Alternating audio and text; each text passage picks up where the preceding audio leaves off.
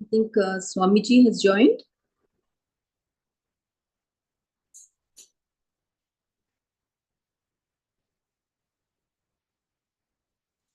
Hari Om. Hari Om. Om Namo Narayana. Hari Om. You can start. You can start. Okay, thank you. Om Namo Narayanaya. Pranamam Swamiji. We are now in our 25th class of the Tattvabodha.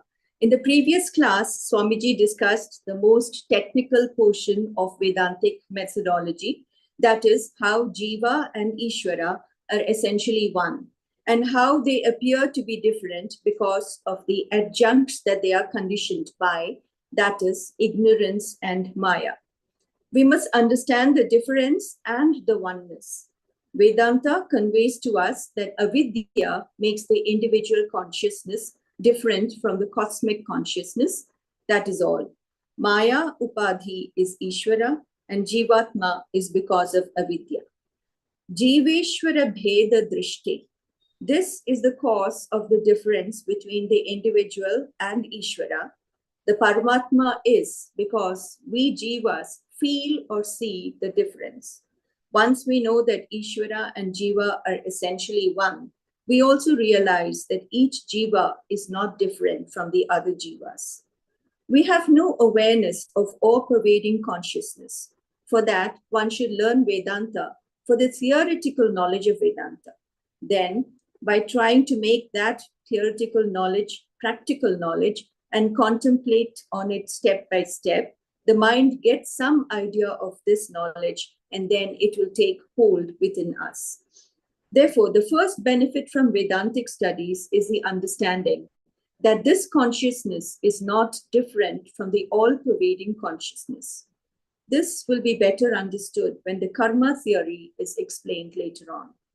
The next question is, how can we say that this Jiva and Ishvara are one? There is a huge difference between Ishvara and Jiva as we ordinary individuals see it. And we see that both are opposite the other.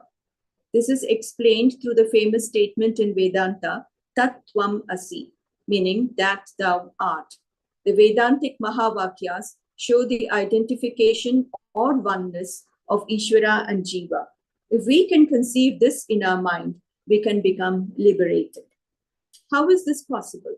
How can I be that Brahman when I say Aham Brahmasmi? If logic and Vedic statements go against our experience, then we cannot accept that. We cannot accept that Jiva and Ishvara are different because they are of opposite natures with contradictory attributions. This statement has to come with the idea conveyed clearly. Otherwise, there is no meaning. Swamiji explained that it is said in our Shastras that a sentence should have Akanksha, Sannidhi, Yogyata, and Tatparya Jnana. The sentence may be correct grammatically, but the meaning is not understood. Swamiji elaborately explained these four aspects and their meanings. Next, Swamiji took up another technical aspect, Vachyartha, or the direct meaning of the word, and Lakshyartha, or the implied meaning. One is the common understanding, which is Vachyartha, and the other is Lakshyartha. In our daily life, we only need Vachyartha. Here, the Lakshyartha is consciousness, and Vachyartha is I, you, that, she, he, etc. Explaining about the Tvam Pada in Tattvamasi Mahavakyam, Swamiji made us understand that if we take Vachyartha and then think about oneness, it is not possible to understand this. Because the body cannot be one with Ishvara, nor can the body and mind not be one with Ishvara. But the implied meaning, which is consciousness, can be one with Ishvara. We call Vachyartha as Tadastha Lakshanam. It means definition with attributions. Now remove all the upadhis through contemplation and meditation, and with samadhi, which we experience in deep sleep, we realize that there is pure consciousness or consciousness without attributions, that is Shuddha Chaitanya. There we only say Satchitananda. This pure consciousness is the implied meaning of the word Tvam, thou, you. If there is no limiting adjunct, then the pure consciousness is one and the same. How can we say there are two levels of experiences when we have only one experience, and that is the identification with this body, the empirical experience? This is because the experience of oneness is beyond all this, because this is beyond the intellectual level. The intellect cannot grasp this. Therefore, Tvam Padalakshyartha. This way, when we understand the implied meaning of Jiva and Ishvara, a pure consciousness, in that level, meaning by consciousness, they are the same. There is no contradiction in this. If we contemplate, then the experience too is not far away. We can each start this sadhana from now onwards. The next time we say, I am, if I can remember that I am not just this body, but I am also this pure consciousness. If I can bring this awareness into my mind, then I am Jivan Mukta. I am liberated. This body is an instrument for me. This is the experience of consciousness. This is what Vedantins do. If we do not change our viewpoint, then we cannot change our experience. It is very important to understand Vachyartha and Lakshyartha. When a sentence is said, we first take the literal meaning. The implied meaning is understood with a special thought and contemplation on that. This is Vedanta. It is not a usual process, but our experience is normal or usual. But it means that we know that we are not this body and mind, we are something else. When we do not have a body and mind, we still have our own experiences and existence. If we could catch the experience of existing without the body and mind, then we can grasp what Vedanta says, the all-pervading experience. In the next class, we will discuss how we can learn Vedanta and the implied meaning, which is not normally understood. We need special training for that. We will talk about the training and the sadhanas for that. Acharya tells us that for this, we have to approach a guru, a master of Vedanta, who has studied and practiced Vedanta in the traditional way and has experience, and who is fit to teach Vedantic theory, the implied meaning of Vedanta, the implied statements in the Upanishads. Otherwise, the implied meaning cannot be understood. Let us now listen to Swamiji. Hari Om.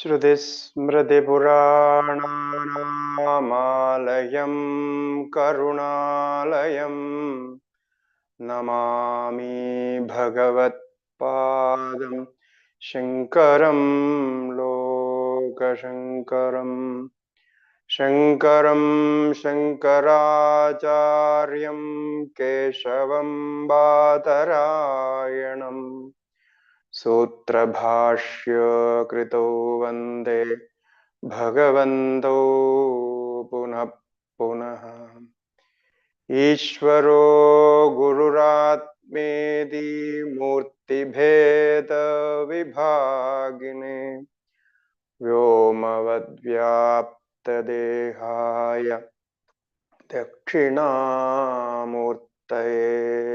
नमः। श्री दक्षिणामूर्तये नमः। वासुदेवेन्द्र योगीन्द्रं नत्वा ज्ञानप्रदं गुरुं मुमुक्षूणां हितार्थाय तत्त्वबोधोऽभिधीयते। श्री गुरुभ्यो नमः। हरिः ओम। Om Namo Narayana to everybody.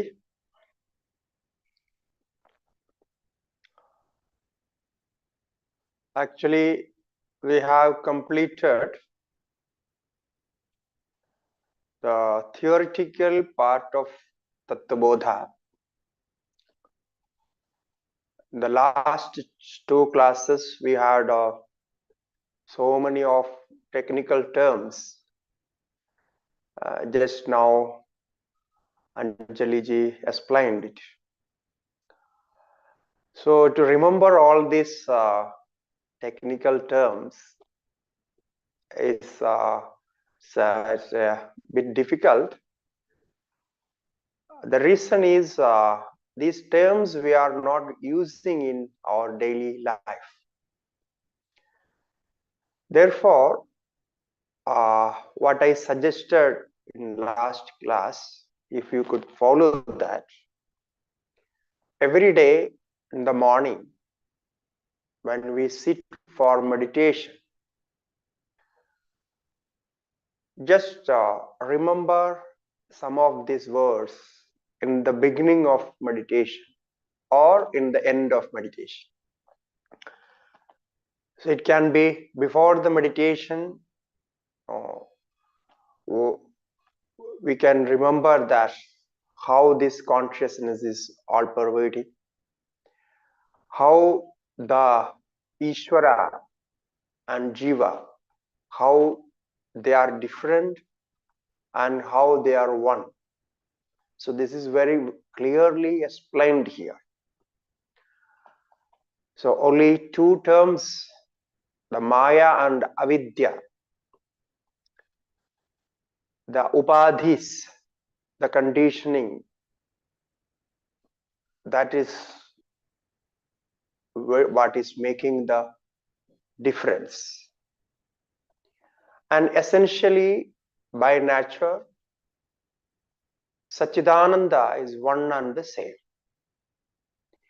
If this much can be remembered before meditation or after meditation, so whatever way you like to do, then slowly these terms and the meaning will go inside.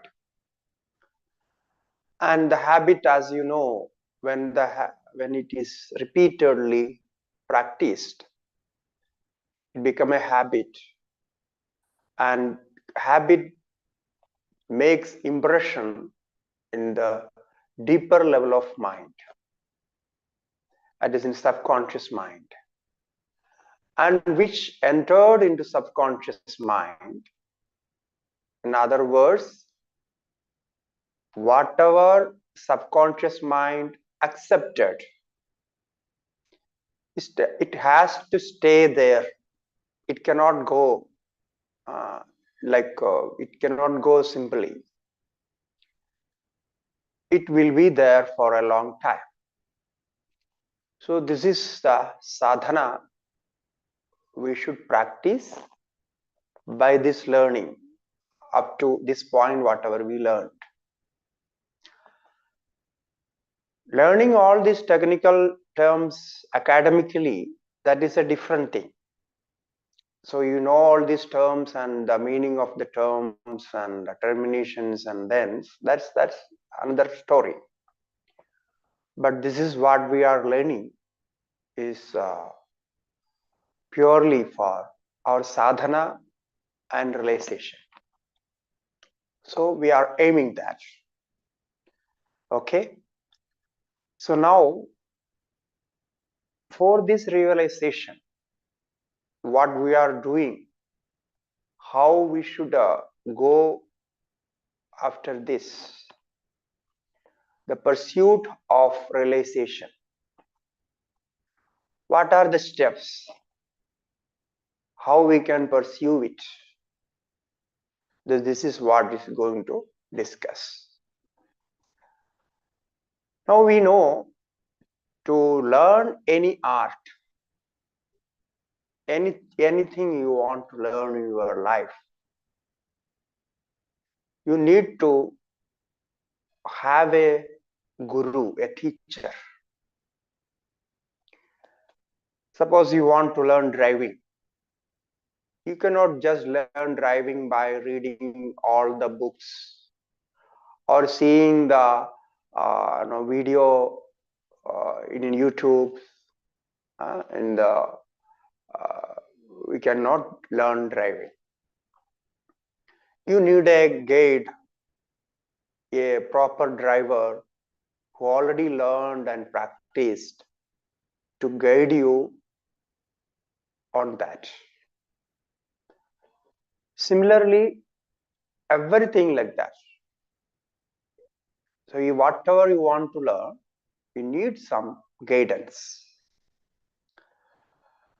So after learning the basic things, the basic structure of the subject, you may get some ability, some efficiency to do that further with moderative knowledge and get more readings and get more informations. Of course, you can always improve that. But the basic things, the starting of that particular knowledge, one need to have a guru. And this, especially in this realization, we need to practice constantly, continuously, with our full efficiency and effort. Now, if we practice such knowledge in our life, we need to have a proper guru for that. Otherwise, it may not give the result, or sometimes, most of the time, it goes wrong. And it is all connected to mind and intellect. It is in the intellectual level, or the development is very profound. Therefore, the proper guidance is necessary. So in our spiritual learning, we call that guide, the master, as guru. Guru means the revealer, the guide, who takes you up to the point of that realization. So, Guru reveals the knowledge to you when he sees, when he understands that yourself is fit for that.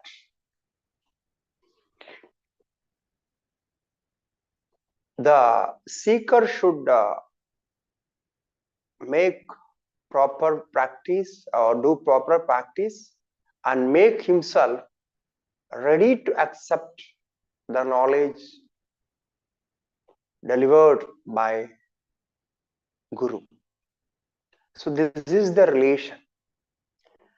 And when Guru knows that, he understands that this student is ready for the knowledge, then that he delivers that and he shares with you all his experiences.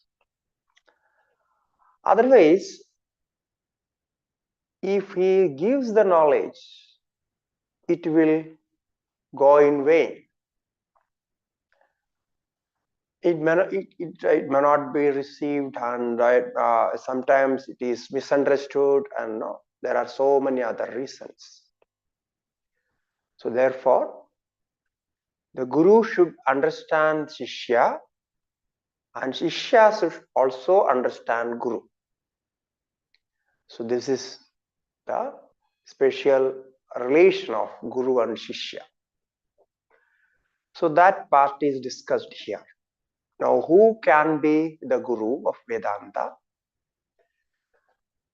It says, Evam cha Vedanta Vakyaihi Sadguru Upadeshena cha Sarveshvavi Bhuteshu Yesham Brahma Buddhirutpanna Te Jivan Muktaha Ityarthaha. In one sentence itself, Acharya takes us to the state of liberation, Jivan Mukti. He says, Evam cha Vedanta Vakyaihi. By the sentences of Vedanta, in this manner, what we had already discussed in the last parts, Evam, in this manner, Vedanta Vakyaihi, by the words and sentences of Vedanta, Sadguru Upadeshena, by the teachings of Sadguru, by the teachings of Sadguru. Sarveshvapi Bhuteshu, in all beings, living beings and non-living beings, in all beings, Yesham Brahma Buddhirutpanna, whose vision of truth has been established. So now he is ready for that. His mind is fit for that. He could see everywhere Brahman, consciousness, his own self, his own existence everywhere. So Brahma Buddhi, the knowledge of Brahman, the vision of Brahman, so vision of reality that he could see everywhere. So Brahma Buddhi Utpanna is born or established. Te Jivan Muktaha Ityarthaha. They are called Jivan Muktas, liberated while living. Jivan Muktaha. Muktaha means liberated, liberated ones. While living, Jivan. Liberated while living Ityarthaha. So, in the wake of self-knowledge, knowledge of one's own self, that person, the sadhaka, free from all the bondage. So he has no connection with other things. It means he is living in that body, but he identifies himself with the Brahman. This is the difference. You see the person as before. He cannot see any physical change in him, physical differences. His action and words and everything, behavior, everything will be the same. Yet he is freed from everything. So now he is not identifying himself with this body, prana, sense, mind, ego complex, which we call as ourself. And this body, prana, sense, mind, ego complex is different from me. It's only an instrument for me. So this clarity of thought, the firm established experience, who has this experience, he is called Jivan Mukta. Now that we can say this, how it is possible. Now, Sadguru Upadeshena. Here the word Sadguru is a special word. Normally we say Guru, but here it is Sadguru. So Sadguru is a very special Guru who has the experience of Brahman and who understands all the Shastras very well. He is an eminent scholar in Shastras. So that is one part. The second part is whatever Shastra says, he directly experienced it. It means aparoksha jnanam. So he is the highest guru. So we have different types of gurus. The Sadguru is the highest, who take you up to liberation. He will not leave you until you get liberated. That is the speciality of Sadguru. He is so kind that he will spend his whole life to liberate his disciples. He will live for the society. That is the speciality of Sadguru. So he dedicates himself for the ultimate liberation of the suffering people. That is Sadguru. Now, it's very, if we have, we are fortunate to have such a guru. That is very difficult. Sometimes it's not possible because we are living in a different atmosphere. So we have to struggle for that. But we will have other gurus to help. So it is said in Shastra, Chodako darshayed margam bodhagasthanam ajaret mokshadastu param tattvam yajñatva paramashnite. Now I am going to discuss three kinds of gurus. The first one is Chodakaha darshayed margam. First one is called Chodaka, advisor. The advisor become guru because we get right advisors in our life. So those advisors are also gurus for us in that particular subject, in that particular situation. So darshayed margam. So advisors, the gurus as advisors can show the path. That is first. They will show the path. They may be lecturing, you may be listening, they will guide you, you do this and it would be better for you, and all this they will do. So darshayed margam. That is what the Chodaka Guru says. That the name of the Guru in Sanskrit is called Chodaka, advisor. And the second Guru is Bodhaka Sthanamajaret. Bodhakaha. Bodhaka means teacher. He takes the trouble to teach you for a long time. That is Bodhaka Sthanamajare. Sthana means he will sit in a place and accommodate you there and teach you. Maybe for years, he will try to teach you. So that teacher is called Bodhakaha. So again and again, he will teach you the same thing in different way and with different examples and different experiences. It will continue.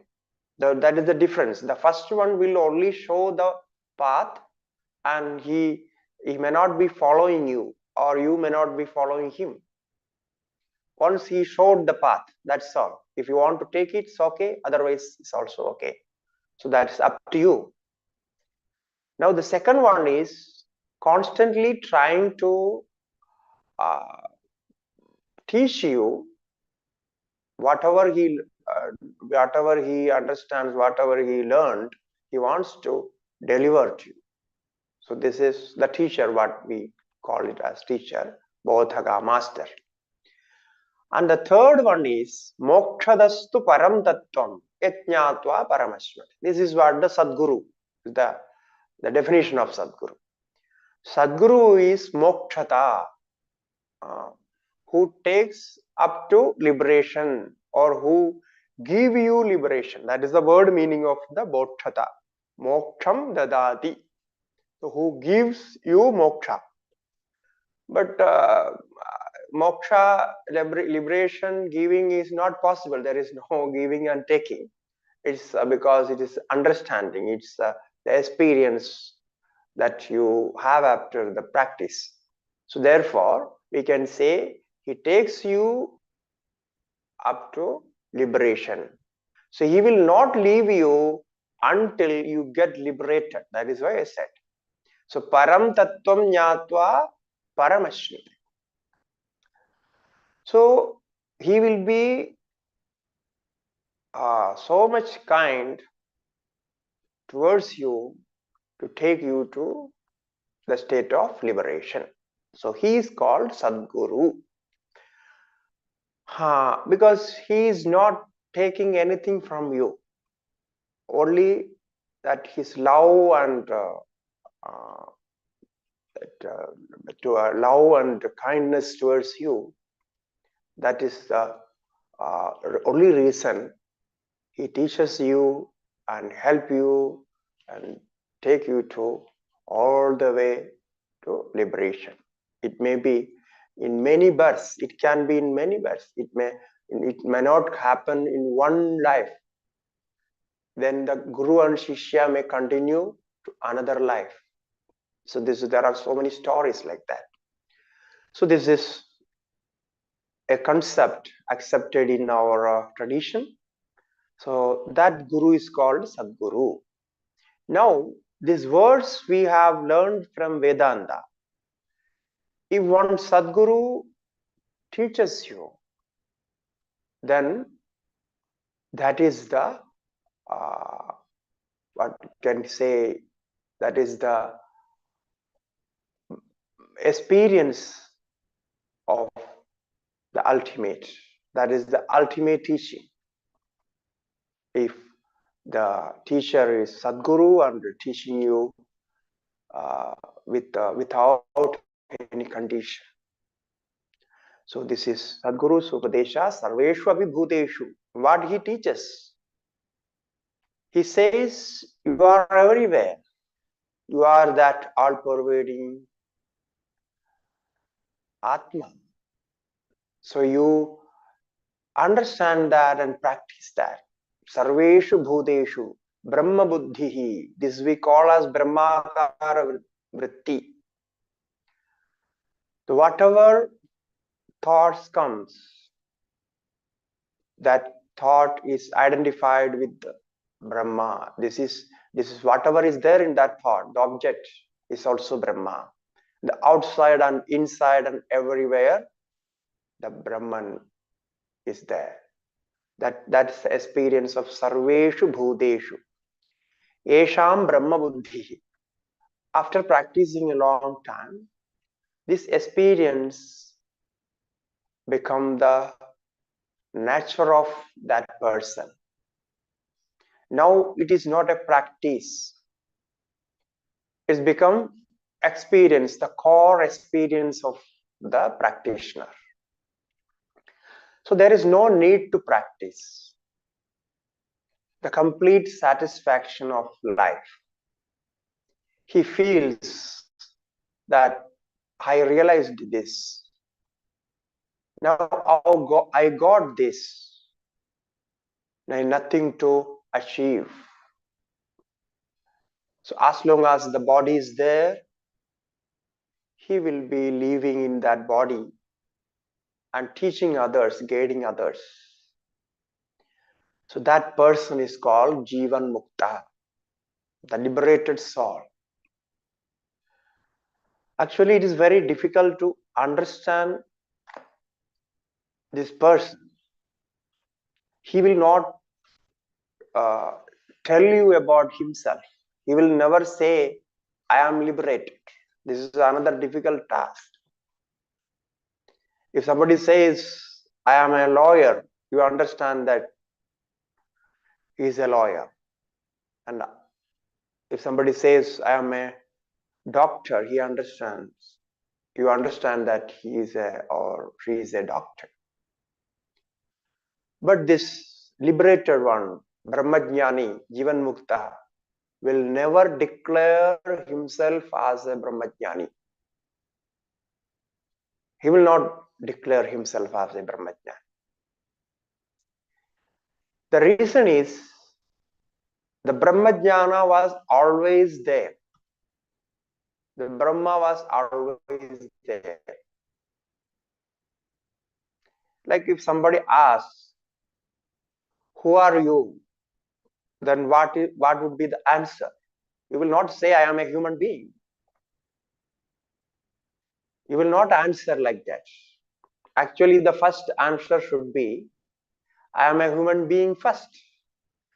So, someone asks the question, who are you? One should answer that I am a human being. Then the second question may be, what is your name? So then you can say your name and address and all those. But we never say this answer. The reason is, all understands that human being, there is no need to declare it. Similarly, when the jnani gets that experience of Brahman, he experiences himself as Brahman. So he cannot separate the time there. In the past, I was not Brahman. Now I am Brahman. He cannot think like that. If he could think that yesterday I was not Brahman, now I am Brahman, then he could say, no, now I understood, now I have the experience of Brahman. Previously it was not there. He cannot say that. Like we cannot say that I am a human being now, and before I was not that, and this, that. You don't say that, because the experience that you are a human being, it is firmly established without any doubt. There is no time in that. From the beginning of your life, you are a human being. So there is no past and present. There is no getting into that. Therefore, Jivan Mukta cannot say this. I am a Brahmajnani, I am a Jivan Mukta, I am a liberated soul. He cannot declare that. So this is a point regarding Jivan Mukta we should understand. So now, in this level, all beings, all living beings and non-living beings are identified as the self, as the Brahman, or the ultimate reality. So he is not separating himself from other beings. The other beings are not separated, so he feels everywhere my presence. I am everywhere. His presence is everywhere. I am everywhere. So ahameva idagum sarvam. Whatever is seen outside is me only. Aham Suryascha Bhavam. And the sun is also me, the moon is also me, the earth is also me. So he feels that. So this is the ultimate experience of oneness, Advaita. Sadeva Saumya Idamagra Asit Ekameva Advaitam Ekameva Dvitiyam. So there is no duality, there is no separation, there is no second one, because he feels himself everywhere as one being. So this person is called Jivan Mukta. Now little more discussion on Jivan Mukta, because it is the highest state of experience. Therefore, again it is asked, Nanu Jivan Muktaha Kaha? Who is this liberator Jivan Mukta? Who is this? Who is this means how we can understand him. What is the experience? What is the experience he has? So it said, Yatha Dehoham Purushoham Brahmanoham Kshatriyoham Vaishyoham Shudroham Asmiti Dridha Nishchayaha. Now is the example, it's referring to our experience. Just now I referred that. Now what I think, I am this body. I have no doubt about it. I am this body. I am human being. This is the first experience without doubt. And then I say, oh, the body means all people, they have bodies. Now what is the speciality of my body? So I am Purusha. I am man. Purusha. And the female will say, Stri, aham Stri asmi. The Purushoham. I am a man. This is another thing. And then there are so many men. So who are you? Then he says, no, in India, we have this culture of divisions of society, that Brahmanoham. By birth, I am a Brahmana. Brahmana is an upper caste. And the other person is Kshatriya, is a warrior. And the third person is Vaishya, is a businessman. He's from that family. And the fourth one is Shudra. Oh, I am Shudra. Oh, I'm not an upper class. I am from lower class. So this is all connected to the. Now you see, these four Brahmana, Kshatriya, Vaishya, Shudra, all these differences, he is adding to himself. These divisions are there in the society to make society's activities comfortable, to protect the society. But he identifies himself with that. So Dridha Nishchayaha Tatha. This is Dridha Nishchayaha. There is no doubt. The firm experience, understand. He believes himself as Brahmana, Kshatriya, Vaishya, Shudra, and Purusha, Stri, Manushya, and everything. There is no doubt. Tatha. Tatha means in the same way.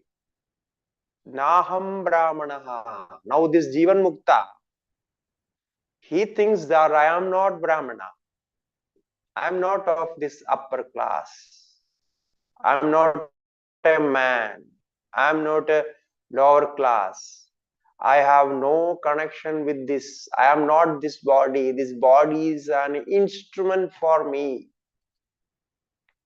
The instrument has its own qualities. If the instrument, the body, born in a Brahmin family, upper class family, it will have some qualities of that, some qualifications and disqualifications. Similarly, the person is born in lower class, he will also have some qualities and some no, good qualities and bad qualities or whatever. This is because of the instrument. From there it is born, but it is not connected to Atma. So here we should understand the difference between the Dvaitam and Advaitam, or where we say oneness and where the system is followed. Now, if you see in society, there are so many differences. The male cannot be female, female cannot be male, and the human beings cannot be other beings, dogs and cows and others. So they are animals. The difference is there in the lifestyle. So similarly, all these differences are taken granted for the protection of the management of the society. Beyond that, nothing is there. Beyond that, there is no caste, there is no difference. So therefore, what is my core nature? That is asankaha. I am not all this. These are not my swarupa. These are not my nature. Kintu, but asankaha. I am unattached to all this. I am beyond all this. So this body, prana, sense, mind, ego complex is attached to me, but I am not attached to that. I say my body, but I am not this body. I say my mind, but I am not the mind. I say my prana, I am not the pranas. I say I am seeing, but I am not the seer. The seer is actually the eyesight. So the difference between the outside activity and the inside experience. So if we could separate this, then that is the knowledge of self. So asankaha. So the self, the Atma cannot be attached to anything.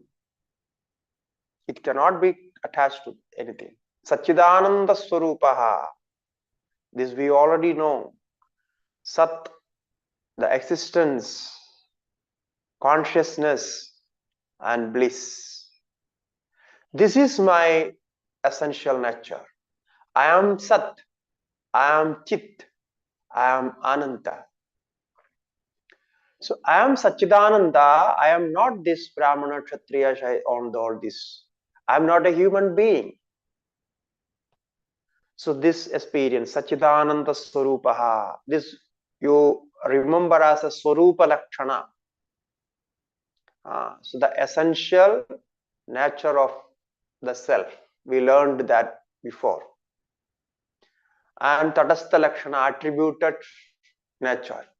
So the whatever we say as I am this body, I am a human being, I am a man, I am a woman, and all this is attributed characters. It's not real. So Satchidananda Swarupaha and Prakasha Rupaha. My experience is Prakasha, is full of light. I am enlightened. Sarvandaryami, I dwell in all beings, indweller of all beings. Sarva Andaryami, I am not only in this body, but also in all the bodies. The indweller of all beings is called Andaryami. So he feels himself like that. He is everywhere. Chitakasha Ruposmi. Chitakasha Ruposmi. It is very, very nice adjective. I am the space of consciousness. Chitakasha Rupaha. All pervasive consciousness. I am that all pervasive consciousness. Why it is called Akasha? Akasha means space. And Akasha is connected to Chit. Space has no consciousness. It is inert. But this space has consciousness. It means like Akasha, like space is there outside, inside, in between. Everywhere the space is the same. A space has no degree of comparison. Space has no changes. Space is changeless. So there is uncomparable stability. It is everywhere stable.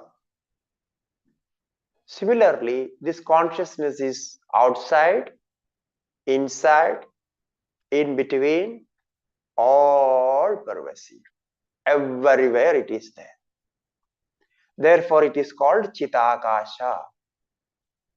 Now, consciousness as space. So, why it is said like this?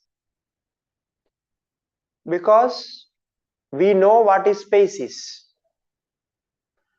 The character of space we know, the existence of space we know, we understand that. So now you contemplate the space with consciousness. And where you get the consciousness? In your being. In your being, the core being is consciousness. So connect both this consciousness and the space. Now this consciousness is all pervading as a space. So therefore it is called Chitakasha. Chitakasha. How beautifully it is said, no? Because it is very deep. It's a profound experience which can be experienced in deep samadhi, deep meditation. So that is said by this verse. So words cannot convey this the character of Brahman. But the Shastras, Acharyas, they are trying to put that experience into verse, with the verse, with some idea, that what you can experience and to know this. So Akasha, Chitakasha, this beautiful experience we have. We know what space is. So, Chitakasha. Chitakasha Rupasmi. I am that all-pervasive consciousness, awareness. Drada Nishchayaha. Idi Drada Nishchaya Rupaha. In this way, whatever we said, thus he has the experience. Dridha Nishchayaha. The firm conclusion. It means he is completely satisfied, the ultimate satisfaction. So Dridha Nishchaya, Aparoksha Jnanavan. This Aparoksha Jnana, the one who has this Aparoksha Jnana, the direct knowledge. Direct means literally it is direct. There is no means in between. You and yourself. There is anything in between? No. You and yourself is one. Now, if somebody says, in between me and myself, there is somebody, no, something. It means you don't understand yourself, but nothing is there. Then it is called direct knowledge, aparoksha jnana. So, aparoksha jnanavan. So, not any mediation, no mediation is there. It means other knowledges, other perceptions we have with the senses, through the senses, through the mind, through the sense organs. But this knowledge, there is no need to have any mediation. Therefore, it is called aparoksha. So, without mediation, direct. As we know ourselves, we say, no, normally we say, I know myself. I have not done it. So I know this. So this is direct knowledge. There is no mediation is there. So therefore it is called aparoksha. So where we know with some mediation, some means, through some agent, that is called paroksha. The paroksha means beyond our reach. It needs some mediation. So you want to see an object, the color of the object, you need eyesight. If your eyes are closed, you can't see the color of an object. So it is so close to you, even then you cannot see. You may think about that, but if you want to actually experience the color of that object, the eyesight is necessary. So it means it is paroksha. So there is some mediation. Without that, it is unreachable. But here, the Atma is without mediator, without a mediation. To know self, you don't need any other means in between. Only the mind should turn back towards Atma, that's all. So it is there. It is always there. So therefore it is called aparoksha jnanavan. So he is called Jivan Mukta. His name is Jivan Mukta, the liberated while living. Now this is a special concept of Vedanta. Nowhere in philosophy you can find this concept except Vedanta. No, Vedanta is the only philosophy which says you can get liberation while you are living in this life. In this very life, you can get liberated. And you can enjoy all the objects, whatever you there with you. The body will be there, and all other whatever you are experiencing will be there. There is no need to change all those for liberation. The reason is the liberation is the character of Atma. So the Atma is liberated. The bondage was because of ignorance. Once the ignorance is gone, then there is no cause which can bound you. So there is no chance of sorrow, there is no chance of feeling separation. The oneness, the one experience, that one existence, the one consciousness, that is me. I am everywhere. So this is, the separation comes, as we know, because of the conditioning of mind and other objects. If mind is not there, there is no separation. No, when you sleep, the deep sleep state, there is no mind.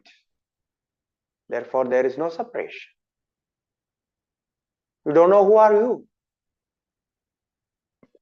So the same thing, same experience you can have in waking state also. So this is the level of that experience, which is which we all want to have. We are eager to have it. We are practicing all our sadhana for that. But really speaking, no sadhana takes you to yourself. That is the truth. Now, if sadhana doesn't take you to the liberation, then why we are practicing all this sadhana? To remove all the bondages, to remove all the obstructions, the blocks and the obstructions, to remove the ignorance. For that we are practicing, not to get the liberation or not get the Brahman consciousness. It cannot be done. It's not, by practice you cannot achieve it. It is not an object of achievement. So here the bondage is released by this sadhana. When you practice yoga, pranayama, by practicing yoga, your body gets good health and become fit for sadhana. And when you practice pranayama, meditation, your mind gets concentration and mind become free of with all other struggles, from all other struggles and all other the bondages. It can concentrate and meditate. So this way we practice to develop a good connection with our means of sadhanas. So therefore, sadhana is to remove certain things which are obstructing the knowledge, which are obstructing the self-experience. Ultimately, we ultimately we remove ignorance. Once the ignorance is destroyed, the knowledge is really revealed. This is what is happening. So we call it the experience of Brahman. We call it the experience of God. No, everything we call it. It's only for the sake of understanding we call all these names are there for this. But in reality, nothing is attained by this Vedantic knowledge. The purification is the sadhana. Clarity of thought is the sadhana. There is no attainment. So, because Brahman is already attained, Satchidananda. Without that, nothing is there. If Brahman is not there, then what is there? No experience, nothing. Therefore, this is the person who has this knowledge. We call it Jivan Mukta. So, Jivan Mukti Avastha.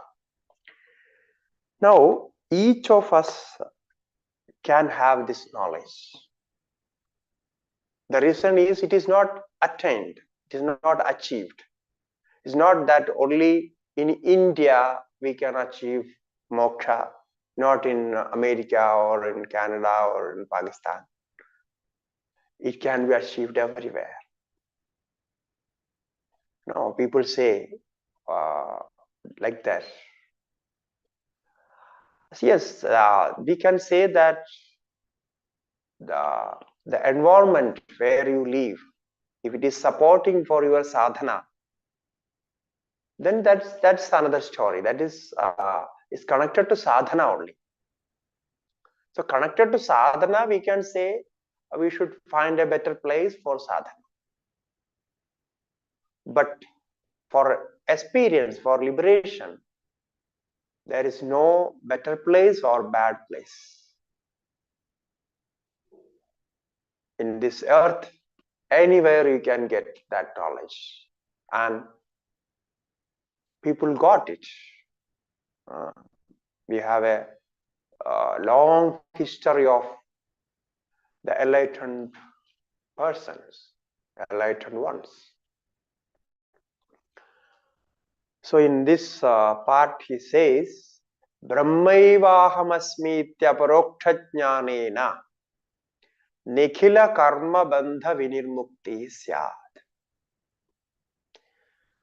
So after this, Brahma eva aham asmi. I am Brahman alone. I am that Brahman only.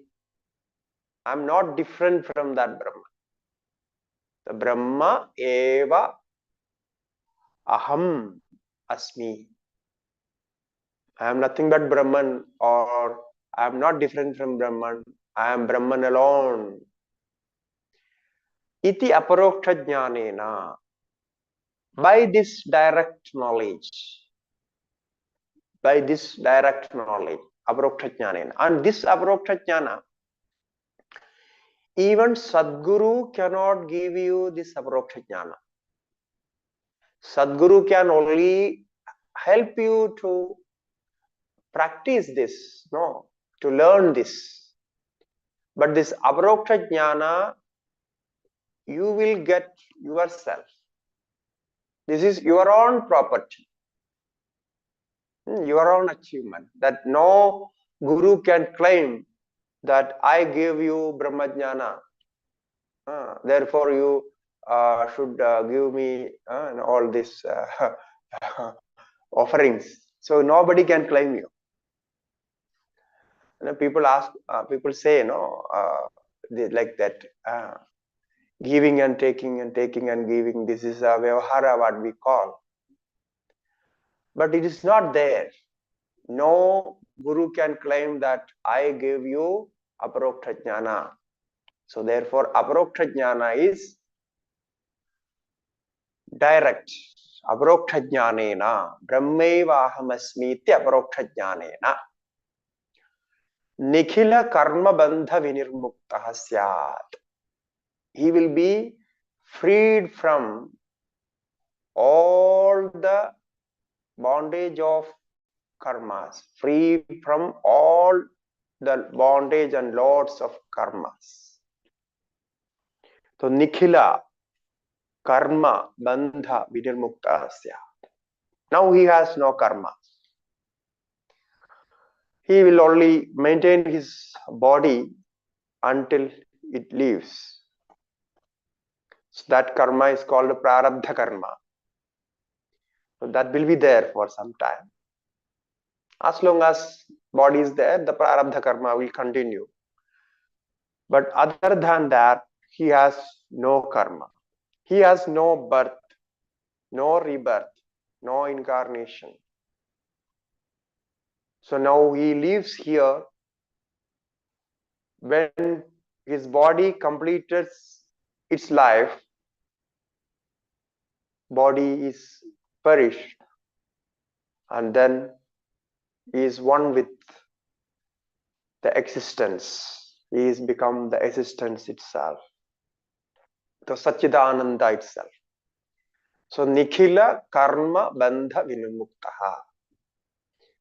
So he can be freed from all the karmas. Until this state, all other beings have their karmas and karma phalas. So if you get this liberation, this direct experience of Brahman, then there is no karma. You don't have to worry about karmas and karma phalas. Kimakam pavamaharavam. Why I did this? Why I did that? I could do this. I want to do that. So all these thoughts will go away from your mind. There is no action and no reaction, no doership, no object of action. Nothing is there. Now you think you are everywhere. Now where to go and where not to go. Therefore, most of the jnanis, when we see most of the jnanis, they lived in one place.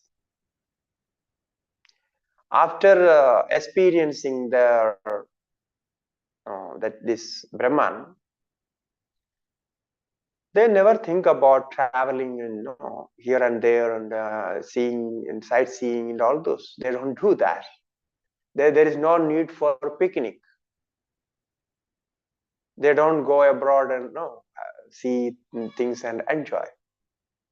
We can see many examples in India. We see Ramakrishna Paramahamsa. He never went out of Calcutta. He lived there. He did sadhana there. He lived there. He was enlightened there, and he preached there, and he left the body there. And Bhagavan Ramana Maharshi in Arunachalam, he came there and he did sadhana there, and he had experience of Brahman, and he lived there for many years and left body there. So this why? Because it is their experience. They don't have any other desire to do that. But some other acharyas, they felt their duties to complete. This is also connected to prarabdha. So like we can take another great example as Shankaracharya himself.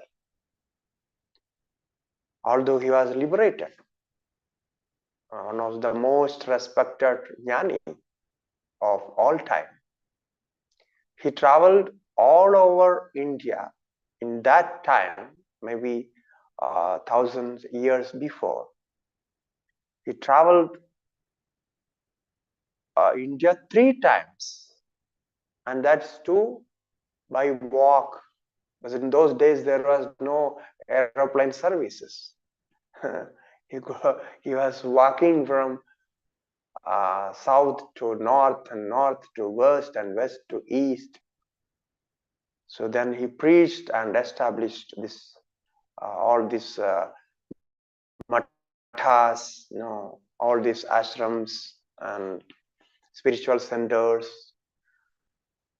and he went through all these villages and preached there and established some temple and like that. All life, maybe we can say, because his life only he lived 32 years, and for 20 years he traveled. So that was his mission, but that we can say that is his mission. After liberation also, some people, some jnanis do that, and Bhagavan Krishna, Sri Krishna also did that. But this is, we say it is special cases. We call it special jnanis or avataras. They have some duties by their prarabdha and then do that. And others, they don't travel. They sit in one place. Whoever comes to them, they teach them, they guide them, that's all. Sometimes they don't do that also. They just sit. Yeah, their presence will give some energy, or what you say, their presence will convey something. So by that, people get their doubts cleared, and then they practice and they get the experience there itself. So it is also happening. So this way, Brahmaivahamasmi iti aparoksha jnanena, the ultimate state has been attained or is experienced. We use the word attained and experience and all this. Without this, I cannot speak. If I want to speak out something related to this, I have to choose some words. Otherwise, I will be sitting in meditation, and you will be sitting in meditation. There is no communication. You may ask, what is this, or this online? How this online class is going on? There is no sound. So I have to speak something. So this is the experience. To try to understand this, because we are speaking what is beyond speech.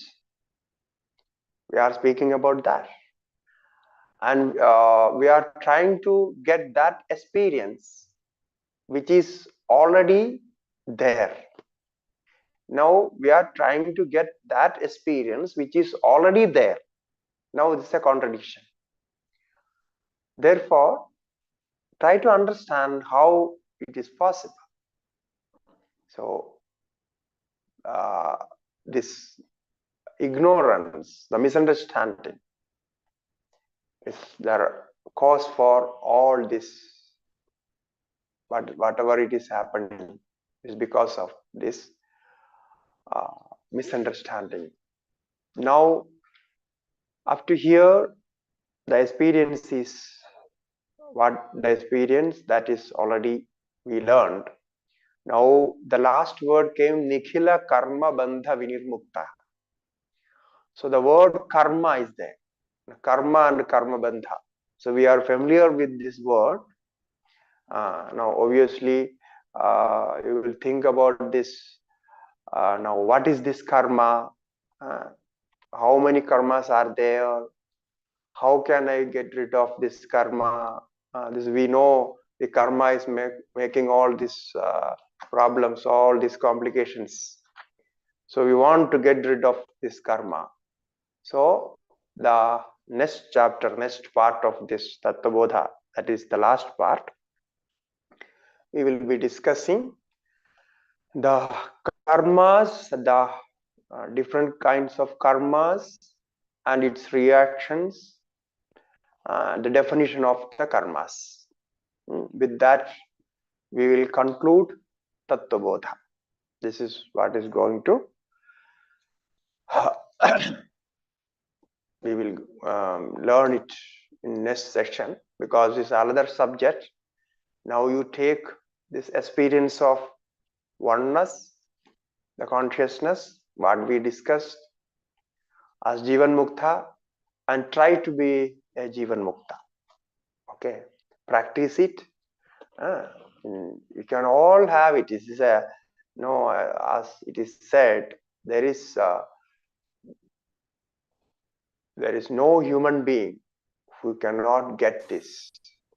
All human beings can get this knowledge. So therefore, take it and believe in this concept, what is discussed in this Vedantic text book, and try to practice little by little. So in whatever way you understand, go in deeper level and in practical level. So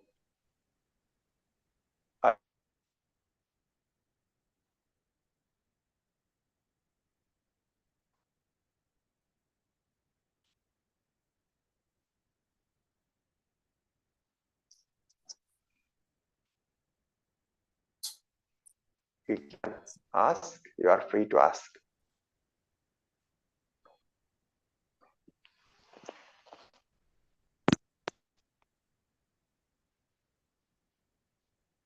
Hariom Swamiji, I have a question, please. We talked about this self-knowledge, which is the aparoksha jnanam, or the direct knowledge without any mediation. At the same time, we told that without a guru, it is difficult to get this knowledge. So the question is, does it mean that since we don't know whether we are getting a Chodaka or Motaka or the Sadguru, so does it mean, will it become a mediator, or is this Guru, what we mentioned, is only for removal of the blocks? Or are we referring the Guru as not as a Vyakti, maybe as an internal Tattvam? So what does it really mean when it is really an aparoksha jnanam without any mediation? Yes, I explained the gurus in 3 levels.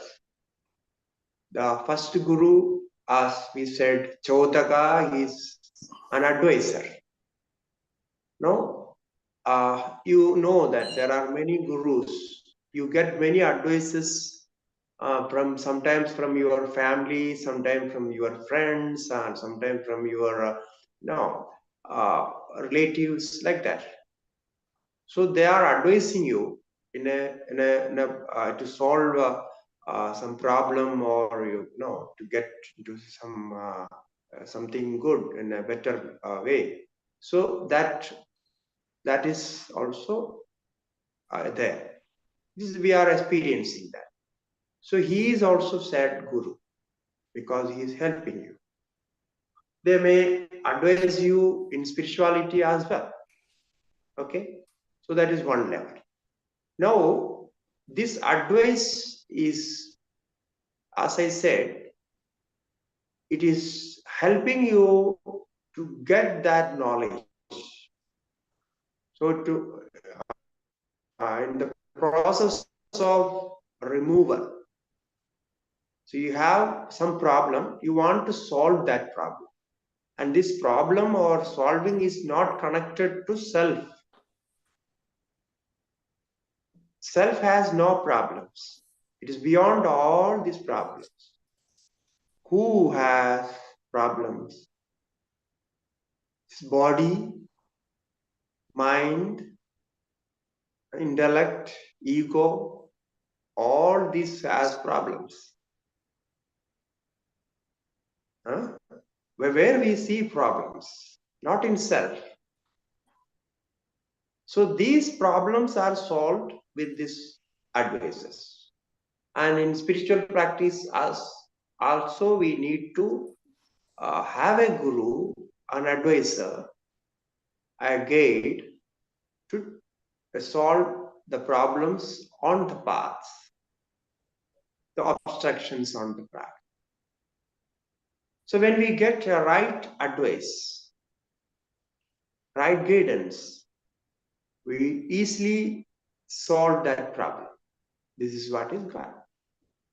So that for that, you have to find a guru or a teacher and follow him for some times and see that it is helping you to solve your problems in spiritual path. If the guru is a teacher of spirituality, he can only help you in spiritual path. If the guru is a teacher of management, he can help you for management. If a guru is a doctor of medicine, he can help you to cure your diseases. It's like that.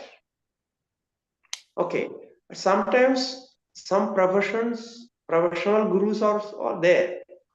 Like doctor is also a guru, because as a profession, he is a guru. He is teaching you many things. How to lead the life, how to maintain your body, how to get back your health. All this he is teaching. So in different level, what I am talking is, in different level we have gurus. So the third guru, what you can say, the guru who can take you up to liberation, that is very special. He is teaching you all this. And now there I pointed out this guru is only guiding you, taking you up to that point. Guru is not giving you liberation. Guru cannot give you emancipation. You get liberated by yourself, by the direct knowledge of the Brahman, the Satchidananda. So up to that point, Guru take you, because he has experienced it. He knows how to teach you, how to guide you. That person is called Sadguru. That's all. So after that, once you get that, he will not claim that I gave you knowledge, I gave you Brahmajnana. He will not claim that. And you will also not feel that he gave me this knowledge. If you are feeling that, it means you have not reached. So this is the difference. It's a very secret of this Vedanta, that Guru will not declare that I am giving you Brahmajnana. He will only say, I am helping you towards Brahmajnana. I am guiding you towards Brahmajnana. I am supporting you by my experiences for your Brahmajnana. That's all. The Brahmajnana is always your own property, your own experience. It is not given and taken. Okay? So this is the difference.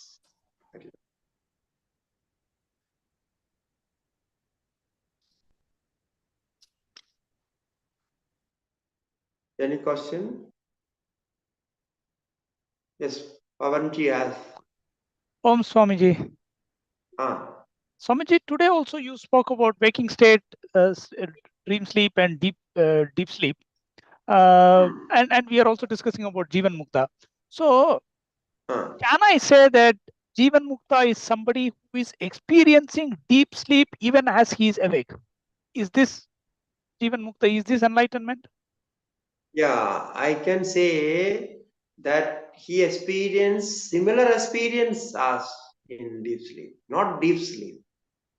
He is not sleeping when he is awake, but he has the similar experience of deep sleep. In deep sleep, there is no awareness. In Jivan Mukta state, he will be aware about everything. Very minutely, he will be aware. So the complete awareness, complete mindfulness will be there in that Jivan Mukta. So in deep sleep, the mind is off, no? Yes, Swamiji. Yes. So the detachment of self, the self is aloof from all the actions. So that part is here. He understand I am not attached to anything. Asanko hi ayam atma. I am not attached to anything. Nothing is attached to me, and I am not attached to anything. Okay, I am like space. Space is everywhere, but space is not attached to anything, or space is not connected to anything. There is no need to liberate space. There is no need to separate space. So there is no chance. So he thinks like that. Okay. So the attachment is with thought process, because all our attachment is thought process only, no? If you fall with love with somebody, that is your thought, your emotion. The next day you change your thought, then the love is not there. The connection is not there. So all this is in the level of experience, the mental experiences, mental thoughts, whatever we call it as experiences. But Atma, this spiritual, this liberation, this experience is beyond that. So only we can give a simile that deep sleep is something like that. That's all. This deep sleep, in that deep sleep, we are not experiencing other objects other than ourselves. This is the main point, important point, the central point of that example. That is, we are experiencing only ourselves, not anything else. Okay. So this point is elaborated in this part, what we discussed. So he feels he is everywhere. That is awareness. In deep sleep, that feeling is not there. Yes. Correct. I am everywhere. I am Brahman. I am Satchidananda. My existence is awareness. So this feeling is not there in deep sleep. Yes. And this Jivan Mukta will have that feeling forever, continuously, constantly. Understood. Swamiji, one more related doubt, Swamiji. You also said that once a person attains to Jivan Mukta, there is no more karma. So there is no more of birth and death and all those things. So is it possible to attain to Jivan Mukta and then choose to have one more birth? If a Jivan Mukta wants to have one more birth, No, he cannot. Oh. Because for one more birth, yes, you need to have a separate identification for yourself. Now, Jivan Mukta is missing that. He cannot separate himself from others. So if you don't have the separate identification, then how can you feel that I have to take the birth? It cannot be, no. Oh yes, correct. So this is the problem. Therefore, it is impossible for him to take another birth because the self-identification is lost.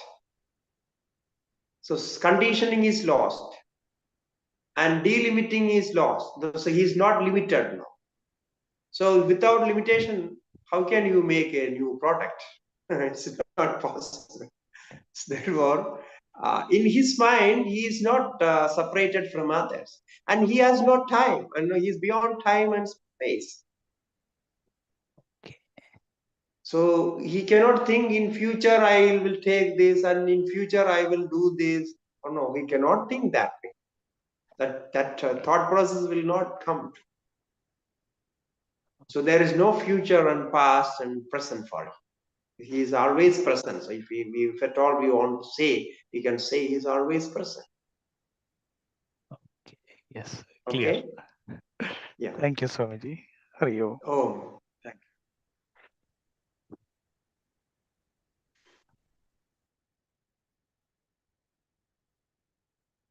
Any other question left?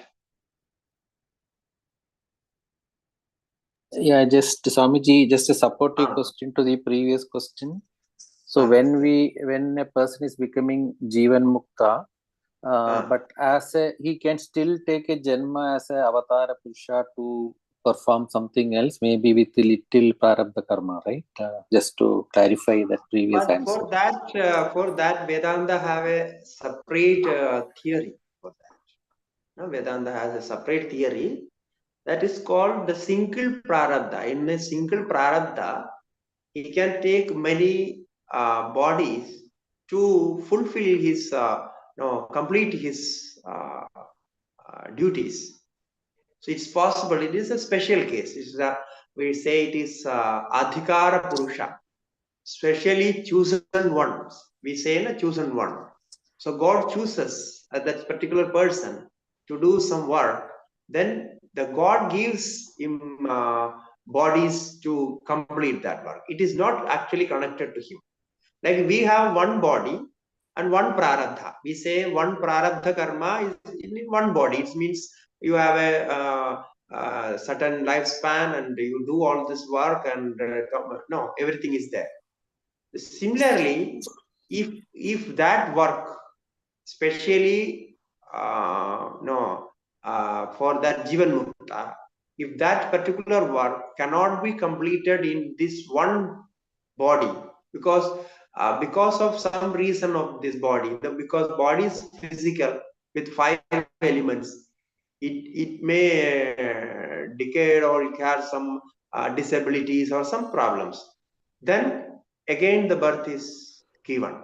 It is given by the same karma, because that karma is strong. It is in we have Brahma Sutra, one text called Brahma Sutra in Vedanta. It is very famous. It's a authentic text of Vedanta.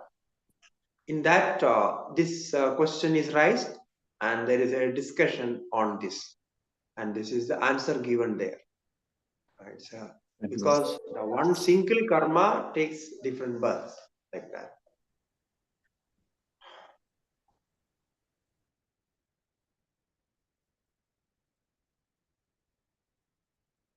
Okay.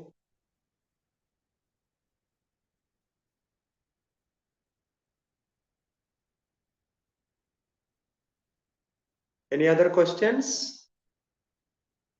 Can we conclude today's class? Sanji, there are no questions. One question. Okay. There are no more questions, sir. Normal question. Okay. So we conclude today. Om